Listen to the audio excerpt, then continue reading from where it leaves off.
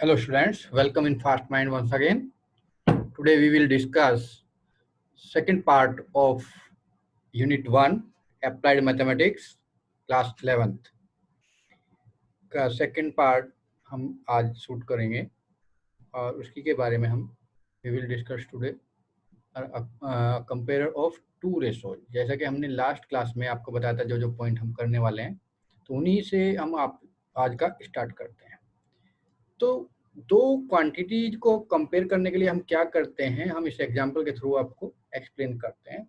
तो सपोज कीजिए जैसा कि हमें दिया है 4/5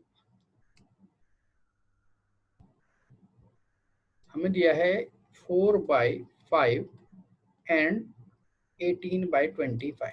तो हम सबसे पहले एलसीएम लेके जो इनका डिनोमिनेटर है इसको हम इक्वल करेंगे, क्योंकि हमारा a/b एंड c/d की फॉर्म में दिया है। तो हम करेंगे 4 × 5 अपॉन 5 × 5, बिकॉज हमें चाहिए 25 करने के लिए 5 में 5 की तो 4 में 5 करेंगे, एंड इधर हो जाएगा, इधर एज इट इज रहेगा 18/25। तो यहाँ पे देखिए ये हो जाएगा आपका 20/25 एंड ये दिस वन इज 18/25। तो देखिएगा 20 ग्रेटर देन 18, देयरफॉर 20 वाला पार्ट कौन सा है, 4/5 ग्रेटर देन 18/25, हेंस ट्रू। तो इस तरह से हम इसको कंपेयर कर लेते हैं। तो कंपेयर हमने बेसिकली किया किसको है, अपने न्यूमरेटर को। कब करेंगे, जब हमारे डिनोमिनेटर लाइक होंगे। लाइक में हम इसको करते हैं। यहाँ पे देखिए हमने किया है कि भाई 5 × 5 करके एलसीएम लिया है, 25 आ गए दोनों को, तो लाइक टर्म में हो गए और उसके अकॉर्डिंग हम इसको कंपेयर करते हैं। तो ये ही हमारा comparison of the two ratios हमारा कहलाता है। और इसी के साथ हम कुछ और पॉइंट्स यहाँ पे करेंगे। तो फर्स्ट ऑफ ऑल हमारा रेशो आता है, टाइप्स ऑफ रेशो के लिए कितने टाइप के रेशो होते हैं। जब हम बोल रहे हैं एक रेशो है a रेशो b या a/b, और जब a ग्रेटर देन b है ये, तब क्या होगा, positive quantity x is added to be two terms. यदि आपका यहाँ पर भी x दे दिया और यहाँ पे भी x दे दिया, तो यहाँ पर क्या हो जाएगा, जो ये वाला जो रेशो है, ये अभी यदि ये रेशो है वो ग्रेटर देन होगा किसके, a/b से, क्योंकि a और अपॉन b में कुछ ना कुछ हमने ऐड किया है। सिमिलरली यदि a लेस देन b है, a लेस देन b, याद रखना कंडीशन क्या है, a less than b and positive quantity x दोनों में ऐड किया, तब भी हमारा क्या होगा, ax/bx ग्रेटर देन होगा किससे, a/b से। समझ में आया। क्योंकि हम किसी भी क्वांटिटी में, सपोज करो आपका 1 कप ऑफ वाटर है और 1 कप ऑफ वाटर में आपने क्या किया कि हाफ कप ऑफ मिल्क आपने ऐड किया। अब आपने क्या किया कि वहां पे उसमें हाफ कप दोनों में ऐड कर दिया, तो वो हो गया 1.5 cup of water and 1 cup of milk. तो ये रेशो जो होगा वो ग्रेटर देन होगा किससे, जो पहले वाला रेशो था 1 कप ऑफ वाटर और 1.5 कप ऑफ मिल्क का जो रेशो था।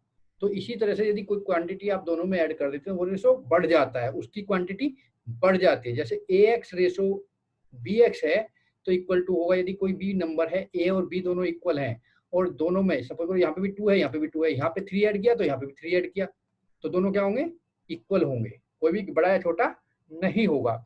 ये आप याद रखेंगे, ठीक है। नेक्स्ट आता है आपका कंपाउंड रेशो। कंपाउंड रेशो में आपको गिवन है a/b गिवन है एंड आपका c/d गिवन है।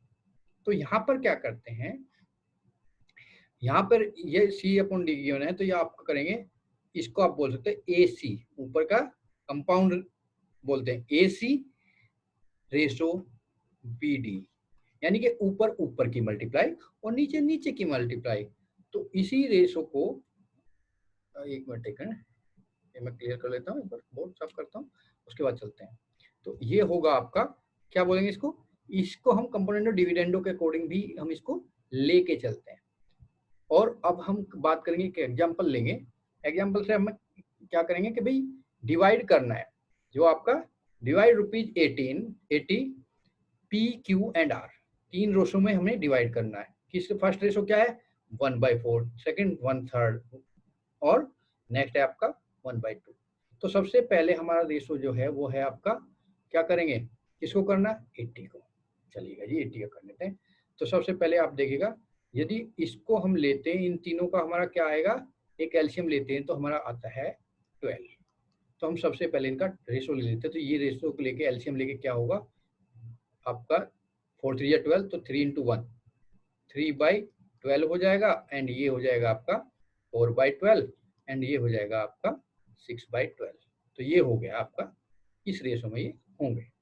अब क्या कहते हैं कि यदि इनका रेशो का आप सम निकालें, रेशो का मतलब 3 4 एंड 6, तो ये आपका 13 हो जाएगा, sum of the term of the ratio. ये किया, ये पहले क्या किया था, एलसीएम लिया था किसका, डिनोमिनेटर का। ठीक है जी। अब हमारा क्या किया, पीज द शेयर ₹80 का कितना होगा, 80 को आप मल्टीप्लाई करेंगे 3/30, 3 आउट ऑफ 13, 13 टोटल है, उसमें 3 पार्ट इसके पास है। इस 12 को भूल जाओ, ये हम आपका भूल गए, तो ये हो जाएगा आपका कितना आएगा, ये आपका आएगा 180। ये क्या आता है 180 से ये आपका ग्रेटर देन हो जाएगा, जो कि आपका यहाँ पे ग्रेटर देन होना चाहिए, इतना ग्रेटर है। Divide rupees this among 3 friends PQR।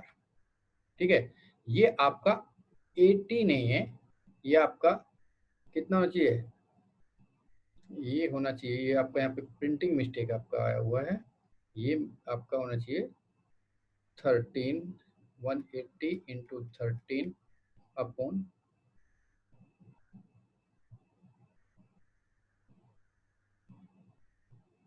3। ठीक है, तो ये हो जाएगा आपका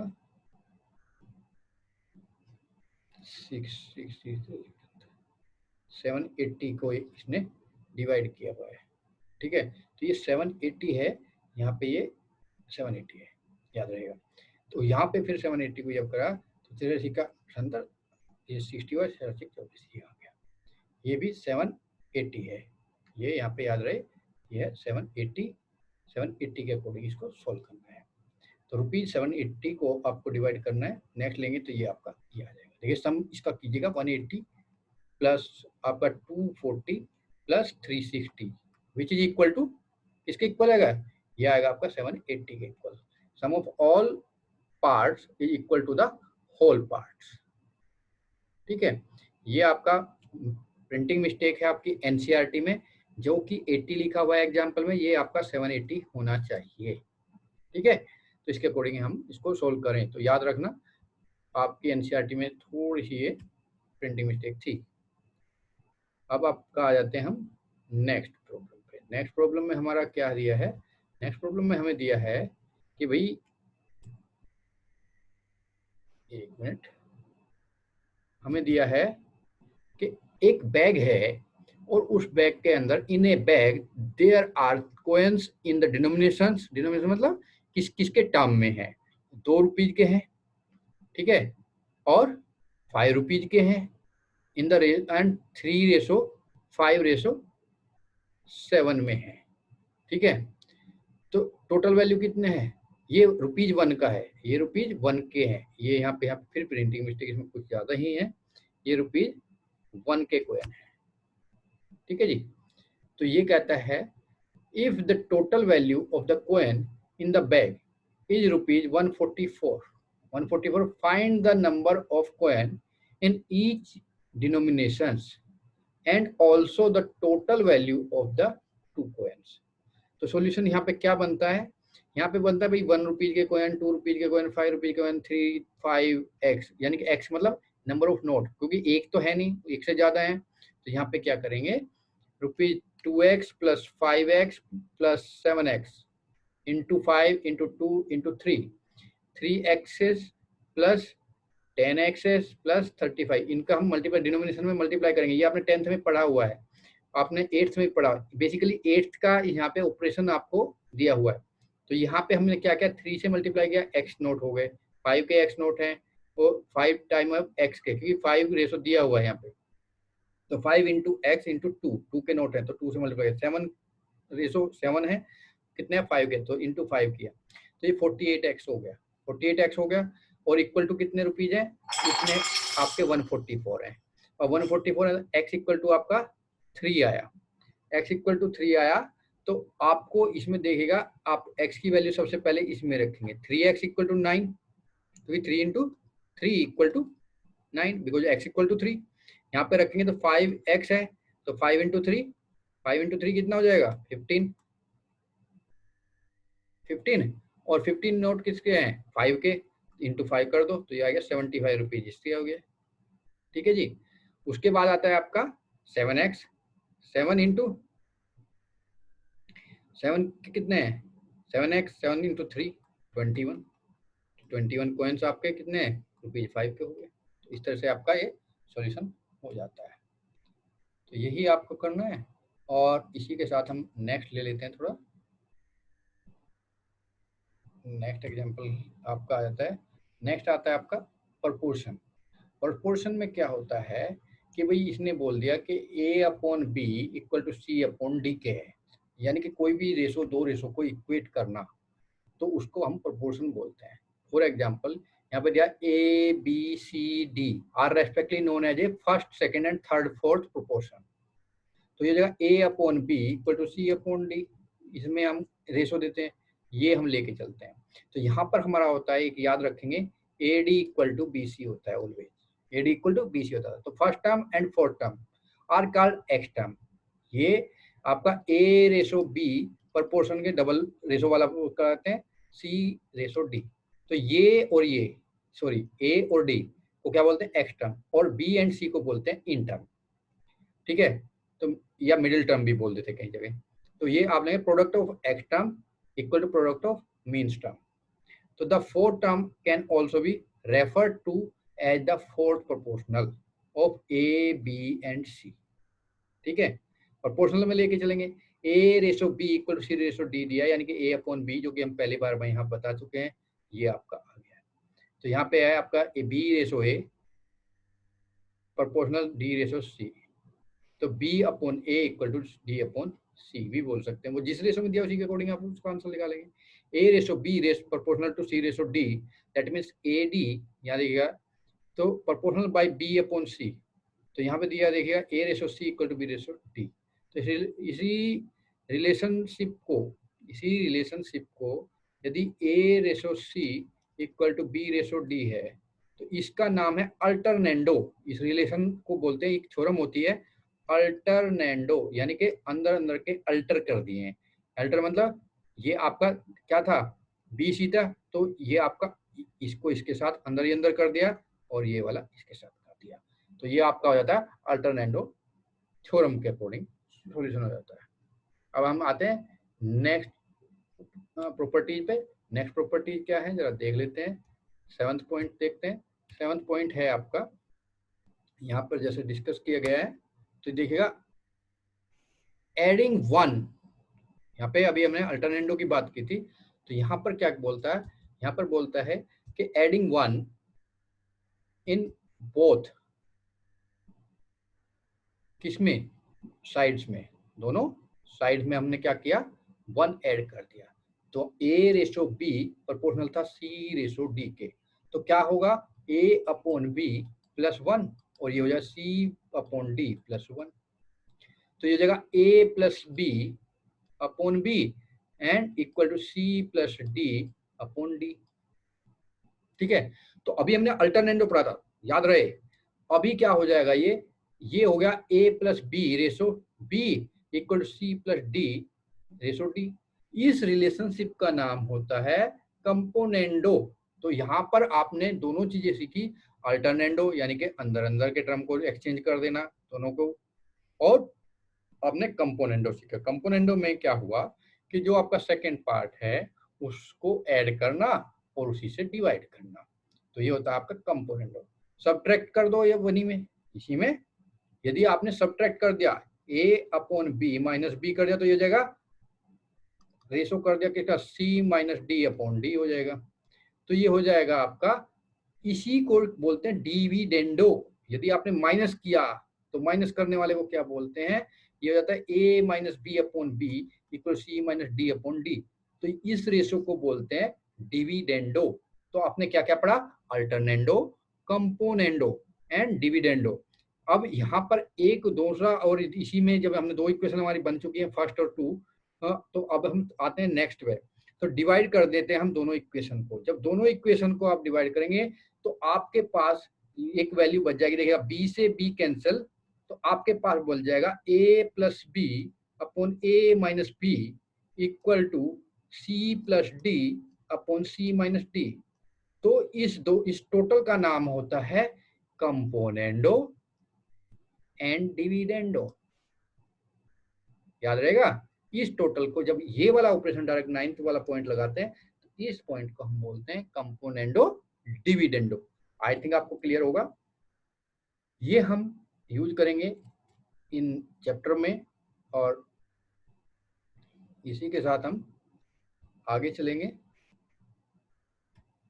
आगे है आपका जो 10th पॉइंट है, जो कि हम 9 तो हम अपना डिस्कस कर चुके हैं। ये नाम रह गया था सिर्फ, ये हमने बता दिया था, कंपोनेंट और डिविडेंडो बोलते हैं इस रिलेशनशिप को। आगे आता है a upon B equal to C upon d equal to e upon f दिया है। 3 रेशो यहाँ पे लेके आए, यहाँ पे L M N are any 3 non zero number. Then आप क्या बोल सकते हैं, आप बोल सकते हैं भाई कि a upon B equal c upon d equal to e upon f दिया हुआ है आपको। तो यहाँ पर आप करेंगे एल ए, यानी कि आप क्या करेंगे, एलसीएम लेंगे। एल का मल्टीप्लाई किएगा ए के साथ प्लस एम सी कर दिया, एल एम और एन ई, एन का इसके साथ मल्टीप्लाई कर दिया। अब नीचे आते हैं तो एल का बी में भी करना पड़ेगा। नीचे एल का यहाँ पे किया तो एल का यहाँ से, ठीक है भाई। एम का यहाँ किया तो एम का यहाँ पे भी किया, ये भी सही है। एन का यहाँ किया, ये कर। तो इस तरह से आप करेंगे। इसको बोलते हैं कंटिन्यूड प्रपोर्शन। इसका नाम है continued proportion of 3 quantities A B C are said to be continue. जब क्या होगा, ए रेशो बी प्रपोर्शनल होगा बी रेशो सी के, यानी कि ये वाला जो है बी, ये एक कॉमन नंबर की तरफ है, तो ए बी सी हो गया। तो यहाँ पे a ratio b proportional to b ratio c, then c is called the third proportion। क्या बोलते हैं, third proportional of a and b। a and b के लिए c क्या है, थर्ड proportion निकालना होता है, तो हम b को ही रख देते हैं। Means proportional of a and c if a ratio b proportional to b ratio c, this is called the means proportional of a and c। इसमें क्या था, इसमें बी के लिए था हमने, तो यहाँ पे इसी में सेम को हम क्या बोलते हैं, मीन्स प्रोपोर्शन भी बोलते हैं, मीन प्रोपोर्शनल। याद रहे किसको बोलते हैं, बी को। और आपका c call the third proportional, याद रहेगा। तो we already learn that product of mean term, यानी कि b square that is equal to b square equal to a c, यानी कि b equal to root of a c. और c equal to क्या हो जाएगा, सी इक्वल टू होगा आपका बी स्क्वायर अपॉन ए, या सी इक्वल टू होगा बी अपॉन रूट ए। तो ये भी आपकी वैल्यू निकलेगी। इसको आप ध्यान से करें और इसको आगे नेक्स्ट उसमें देखें। तो इसी के तरह से हम आगे चलेंगे और इसके कुछ एग्जाम्पल हम इसको लेके इसको डिस्कस करेंगे, ठीक है। तो यहाँ पर हम देखते हैं, जैसे आपको दिया है, क्या दिया है देखते हैं भाई। यहाँ एक एग्जाम्पल है कि 4 taps can fill a tank 10 hours, then in how many hours can 6 tap fill the same tank। तो assume that 6 taps can do the same work in x hours, proportional to as more taps required less hours to do same work, number of tap vary inversely as the number of are proportional। तो आप यहाँ पे ऐसे लिख सकते हैं कि भाई आपका 6:4 प्रोपोर्शनल है किसके, 10:x के। या आप इसको इसी के तरीके से, अब यहाँ पे जब इसको अपॉन में करेंगे तो 6/4 इक्वल 10/x। अब यहाँ क्या हो जाएगा, 6x equal to 10 into 4, x equal to 10 into 4 upon 6, चलो जी, ये हो जाएगा 5 और ये हो जाएगा 3, हो जाएगा 20/3 आवर्स, कैंसिल, आंसर हो गया ये। तो इस तरह से ही आपका सॉल्यूशन निकल जाएगा। तो इसमें कुछ नहीं है, इजी है, जो आपने 8th 9th में पढ़ा हुआ है उसी सबको करवाते आ रहा है कोई। तो क्योंकि हमारा ये है अप्लाइड मैथमेटिक्स, अप्लाइड मैथमेटिक्स मतलब एप्लीकेशंस को हमें यूज करना है। हमें क्या करना है? एप्लीकेशंस को यूज करना है। एप्लीकेशन को यूज करने के लिए आप सीधा सीधा करेंगे, इसमें कोई इफ बट वाली बात नहीं है। आप नॉर्मल से इसको करते जाएं, आपको सॉल्यूशन मिलते जाएगा। अभी नेक्स्ट एग्जांपल आपका आता है। नेक्स्ट एग्जांपल में हम देखेंगे कि भाई in a family the consumption of power is 120 unit for 18 days. तो नंबर ऑफ यूनिट देखो, यूनिट डेज, तो 120 यूनिट लगती हैं 18 डेज के लिए, ठीक है। Find the unit of power is consumed in 30 days. तो 30 डेज के लिए तो देखिए डायरेक्ट इंफॉर्मेशन लेट एक्स लगती हैं। तो देखिए सबसे पहले एक्स का ये लगाओ, और जब डेज बढ़े हैं तो ये भी बढ़ेगा, तो दोनों डायरेक्ट। तो 120 upon x upon 120 equal to 30 upon 18, ठीक है। 30 अपॉन 18 आपका चलेगा। तो यहाँ पे क्या हो जाएगा, x इक्वल टू हो जाएगा 30 इंटू 120 अपॉन 18, इसको बोलते हैं डायरेक्टली प्रोपोर्शनल। तो ये हो जाएगा आपका कितना, 3 10 जा 3 6 जा, तो ये हो जाएगा 3, ये हो जाएगा 5, 5 2 जा 10, तो जाएगा 100/3 यूनिट्स। कुछ गलत हो गया क्या? अच्छा ये 120 था, सॉरी ये 120 था, 120 था, तो ये हो जाएगा आपका x equal to 30 into 120 upon 18, तो ये जाएगा 10 6 6 2 जा 10, तो ये जाएगा 200। तो डायरेक्ट आपका आंसर आ जाएगा, इजी मेथड है, ठीक है सर। तो इसके अकॉर्डिंग हम इसको सोल्व कर लेंगे। अभी हम चलते हैं नेक्स्ट एग्जांपल, जो कि आपका 4th है। ये एग्जांपल दिया है, चलिए देखते हैं भाई। तो ये है कि 4 man each working 6 hour per day. Number of man लिख लो और नंबर ऑफ आवर्स लिख लो पर डे, ठीक है। तो देखो मैन प्रोपोर्शनल टू डे और मैन प्रोपोर्शनल टू आवर्स, तो men's into day in MD I constant, इनको कंसर्ट करते हैं, m1 d1 i1 equal to आपका m2 d2 z2। तो यहाँ पे आएगा 4 इंटू 9 इंटू 6 आवर्स, इतने 6 आ गए। पहले वाला कितना काम करता है, 4 मैन है 6 आवर है 9 डेज है, तो इतने आवर्स हो गए। इक्वल टू होना चाहिए कितना, 6 into day d2 into 3 hours करता है, ठीक है। तो 3 आवर्स हो गया, तो डे निकालना है, तो डायरेक्ट इसमें यूनिटी मेथड लगाया, इसमें कुछ नहीं है। 4 इंटू 9 इंटू 6 अपॉन 6 इंटू 3, चलो जी, ये हो जाएगा आपका 3 2 जा 6। सबसे पहले इसको कैंसिल करो, 2 से ये 3 करो और इस 3 से ये 3 करो, 3 4 जा 12, तो 12 डेज आपका आंसर आ गया। तो इस तरह से ये आप इसको सोल्व कर लेंगे, जो कि आपको दिया भी है। अदरवाइज सोल्व आप इसको नॉर्मली जैसे मैंने बताया वैसे करेंगे, ठीक है जी। अब आते हैं नेक्स्ट पे। तो नेक्स्ट में क्या बोलते हैं, देखते हैं। ये आपका होगा, तो इसके लिए हम क्या करेंगे कि यहाँ पर नेक्स्ट आपका हम नेक्स्ट चैप्टर में जो आपका करेंगे, नेक्स्ट वीडियो में, नेक्स्ट लेक्चर में हम करने वाले हैं आपका लोगरिथम। क्या लोगरिथम होता है? Logarithm is useful in long calculations, बड़ी बड़ी कैलकुलेशन को छोटे में कैसा दिखाया जाए, उसके लिए हम लोगरिथम यूज करते हैं। इसके कुछ पॉइंट्स हम बता रहे हैं, और ये पॉइंट्स लोगरिथम हम नेक्स्ट वीडियो में आपको बताने वाले हैं। तो इसको हम प्रोपोर्शनल को यहीं पे फिनिश करते हैं इस वीडियो को।